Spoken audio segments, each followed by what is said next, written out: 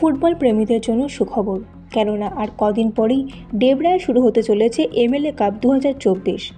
ডেবরা বিধানসভার বিধায়ক ডক্টর হুমায়ুন কবিরের উদ্যোগে ডেবরা হরিমতি হাই স্কুলের মাঠে এই খেলা হবে। আগামী 23শে নভেম্বর এই খেলার শুভ সূচনা করবেন তিনি।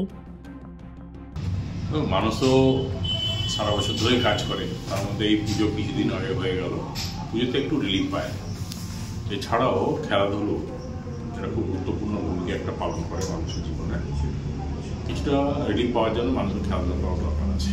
সেজন্য আমি এর আগেও এমএলএ কাপ করেছি, কিন্তু এবার অর্গানাইজড ওয়েতে এমএলএ কাপটা খুব ভালো করে করছি। প্রত্যেক বছরে মোটামুটি একই সময়ে এই কাপগুলো যাতে মানে খেলাটা অর্গানাইজ করা যায় সেটার জন্য চেষ্টা করব। এটা শুধু ফুটবল হলো, চেষ্টায় আছি যে হয়তো ফেব্রুয়ারি মাসে আরেকটা ক্রিকেট টুর্নামেন্ট করব।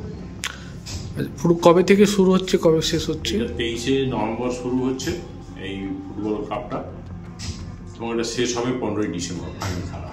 কোথায় হবে এটা? এদের এই ডেবরা হরিমতি হাই স্কুলে হবে। প্রথম পুরস্কার 30,000 টাকা আছে ঠিকই, কিন্তু আরও ব্যক্তিগত পুরস্কার অনেক থাকবে।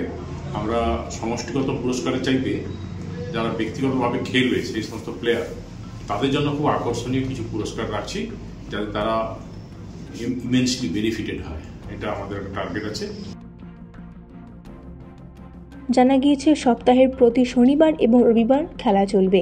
15ই ডিসেম্বর এমএলএ কাপের ফাইনাল ম্যাচ অনুষ্ঠিত হবে।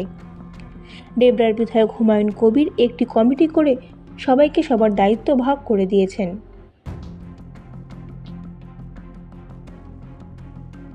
ডেবরা থেকে নিজস্ব প্রতিনিধির রিপোর্ট, এএনএম নিউজ।